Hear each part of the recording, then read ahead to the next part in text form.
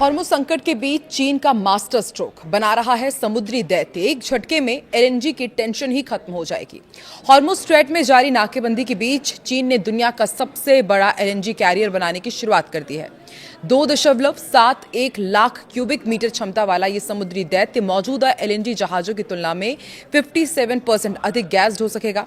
ऐसे समय में जो पश्चिम एशिया में तनाव के कारण एनर्जी की सप्लाई में रुकावट आई है, चीन का ये जहाज ब्रह्मास्त्र जैसा माना जा रहा है। चलिए जानते हैं कि इस जहाज की खासियत क्या है। नमस्कार, मैं हूं आकांक्षा और आप देख रहे हैं न्यूज़ 18 का डिजिटल प्लेटफॉर्म। हॉर्मुज़ के बंद होने के बाद दुनिया भर में तेल और गैस की किल्लत को लेकर हाहाकार मचा हुआ है। अमेरिका और इजराइल के खिलाफ ईरान की जंग ने दुनिया के कई देशों को आर्थिक मंदी के मुहाने पर ला खड़ा कर दिया है। डर ये जताया जा रहा है कि दुनिया के सबसे अहम समुद्री ट्रेड रूट में शामिल हॉर्मुज़ अगर जल्द नहीं खुला तो पेट्रोल, एलपीजी, एनर्जी की किल्लत और भी बढ़ जाएगी। इन्हीं चिंताओं के बीच चीन ने वैश्विक ऊर्जा बाजार में बड़ा दांव खेला है। चीन की प्रमुख शिप बिल्डिंग कंपनी ने समुद्र में दैत्याकार जहाज उतारने की तैयारी शुरू कर दी है। दुनिया के सबसे बड़े जहाज से एक ही बार में करीब 2.71 लाख क्यूबिक मीटर प्राकृतिक गैस यानी कि एलएनजी लाई जा सकेगी। ये जहाज न केवल शिप बिल्डिंग उद्योग में नया रिकॉर्ड बनाएगा बल्कि वैश्विक गैस सप्लाई चेन को भी नई मजबूती देगा। आपको समझाते हैं कि प्रोजेक्ट अहम क्यों है। दरअसल हाल ही के महीने में अमेरिका, इजराइल और ईरान के बीच बड़े तनाव और हॉर्मुज़ में जहाज़ों की आवाजाही को लेकर पैदा हुई अनिश्चितता ने दुनिया को यह एहसास कराया कि तेल गैस की सप्लाई कितनी संवेदनशील है और दुनिया के समुद्री तेल व्यापार का बड़ा हिस्सा और एलएनजी की महत्वपूर्ण खेपें इसी रास्ते से गुजरती है। ऐसे में हॉर्मुज़ की नाकेबंदी से एशिया और यूरोप के कई देशों में गैस की कमी पैदा हो गई और यही वजह है कि एलएनजी की परिवहन क्षमता को बढ़ाने के लिए अब ऊर्जा सुरक्षा का हिस्सा माना जा रहा है। चीन का नया जहाज इसी रणनीति का हिस्सा माना जा रहा है, जो एक बार में पहले की तुलना में कहीं ज्यादा एलएनजी को ढो सकेगा। अब ये जो जहाज बना रहा है चीन, वो आखिर कितना बड़ा है वो भी आपको बताते हैं। ये नया कैरियर 344 मीटर लंबा होगा और इसकी क्षमता 2,71,000 क्यूबिक मीटर एलएनजी की होगी। तुलना करें तो आज दुनिया में सबसे ज़्यादा इस्तेमाल होने वाले पारंपरिक एलएनजी जहाज़ों की क्षमता करीब 1,70,000 से 1,80,000 क्यूबिक मीटर होती है। एक आधुनिक गैस कैरियर औसतन करीब 1,74,000 क्यूबिक मीटर एलएनजी लेकर चलता है। इस लिहाज से चीन का नया जहाज मौजूदा मानक जहाजों की तुलना में लगभग 57% ज्यादा एलएनजी ले जाएगा। इसका मतलब ये कि एक ही यात्रा में अधिक गैस पहुंचाई जा सकेगी, जिससे परिवहन लागत कम होगी और सप्लाई चेन और ज्यादा प्रभावी बनेगी। अब आपको ये भी बता दें कि इस तरह के जहाज क्राउन ज्वेल क्यों कहलाते हैं। देखिए, एलएनजी कैरियर बनाना आज भी बेहद जटिल है। प्राकृतिक गैस को -162 डिग्री सेल्सियस पर तरल रूप में सुरक्षित रखना तकनीकी रूप से बहुत चुनौतीपूर्ण माना जाता है। इसके लिए विशेष टैंक लगते हैं, उन्नत इंसुलेशन सिस्टम चाहिए रहता है, अत्याधुनिक सुरक्षा तकनीकों की जरूरत होती है और यही वजह है कि इसे शिप बिल्डिंग इंडस्ट्री का क्राउन ज्वेल यानी कि सबसे प्रतिष्ठित जहाज माना जाता है। और ग्लोबल टाइम्स की रिपोर्ट के मुताबिक भी चीन के इस नए जहाज में NO96 super plus membrane containment system लगाया जाएगा, जो गैस को सुरक्षित रखने के साथ साथ रिसाव और ऊर्जा हानि को भी कम करेगा। जहाज में डुअल फ्यूल इंजन सिस्टम होगा, जिससे ये पारंपरिक ईंधन और एलएनजी दोनों पर चल सकेगा।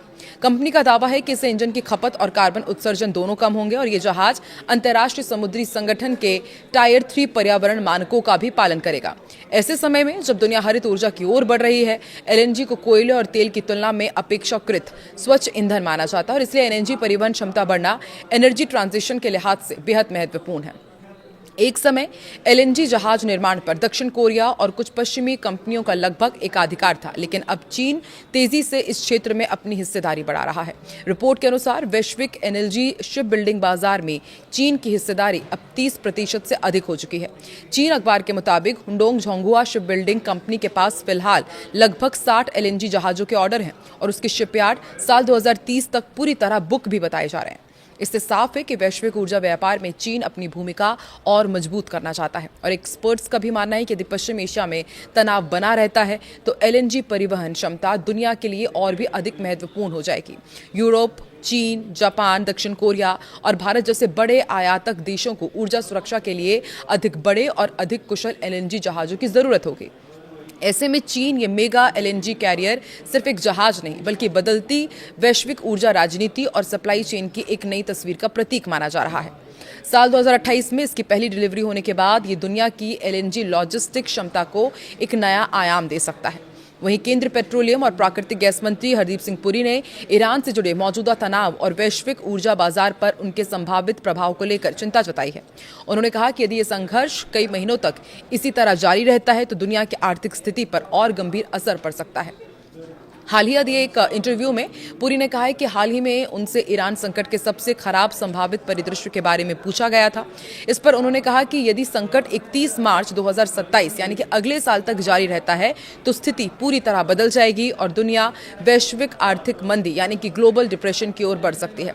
हालांकि उन्होंने भारत की ऊर्जा सुरक्षा को लेकर फिर भरोसा जताया है और कहा कि भारत ने अपनी ऊर्जा आपूर्ति के स्रोतों में विविधता लाई है और देश के पास पर्याप्त भंडार मौजूद है। उन्होंने ये भी बताया है कि यदि हॉर्मुज अगले 30 दिनों तक बंद रहता है तब भी भारत के पास आवश्यक ऊर्जा संसाधनों का पर्याप्त स्टॉक है। मंत्री ने कहा कि 60-60-60 का लक्ष्य रखा जा रहा है, जिसका अर्थ है 60 दिनों के लिए कच्चे तेल, प्राकृतिक गैस और एलपीजी का भंडार।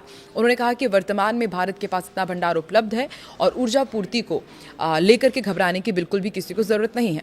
तनाव बढ़ने के दौरान 36 से 38 भारतीय ध्वज वाले व्यावसायिक जहाज खाड़ी क्षेत्र या फिर हॉर्मुज के आसपास मौजूद थे। इन जहाजों पर 1100 से ज्यादा भारतीय नाविक तैनात थे। इनमें से कई जहाज ऊर्जा और अन्य जरूरी वस्तुओं की ढुलाई से जुड़े थे। सरकार और समुद्री एजेंसियों ने लगातार स्थिति की निगरानी को और सुरक्षित मार्ग सुनिश्चित करने के प्रयास तेज कर दिए हैं और आधिकारिक जानकारी के अनुसार मार्च के मध्य से अब तक 23 से 25 भारतीय जहाज प्रभावित क्षेत्र से सुरक्षित बाहर निकल चुके हैं और मई के अंत तक केवल लगभग 13 जहाज ही खाड़ी क्षेत्र के आसपास परिचालन में थे। हॉर्मुज पर निर्भरता के कारण लोगों के मन में रसोई गैस की उपलब्धता को लेकर के भी सवाल उठने लगे थे। हालांकि पेट्रोलियम मंत्रालय ने स्पष्ट किया है कि देश में एलपीजी की आपूर्ति पूरी तरह सामान्य है, गैस सिलेंडर्स की उपलब्धता पर किसी प्रकार का प्रभाव नहीं पड़ा है और वितरण व्यवस्था नियमित रूप से जारी है। सरकार का यह भी कहना है कि उपभोक्ताओं को घबराने की जरूरत नहीं है क्योंकि आपूर्ति श्रृंखला को सुरक्षित बनाए रखने के लिए आवश्यक कदम पहले से ही उठाए जा चुके हैं। संभावित जोखिमों को देखते हुए देशों की रिफाइनरीज ने उत्पादन क्षमता बढ़ाने पर जोर दिया है और जानकारी के अनुसार कई रिफाइनरीज लगभग पूरी क्षमता पर काम कर रही है और जिससे एलपीजी उत्पादन में उल्लेखनीय वृद्धि हुई है। वर्तमान में घरेलू उत्पादन करीब 50,000 मीट्रिक टन प्रतिदिन तक पहुंच गया है, जो देश की कुल मांग का 60% से अधिक हिस्सा पूरा कर रहा है।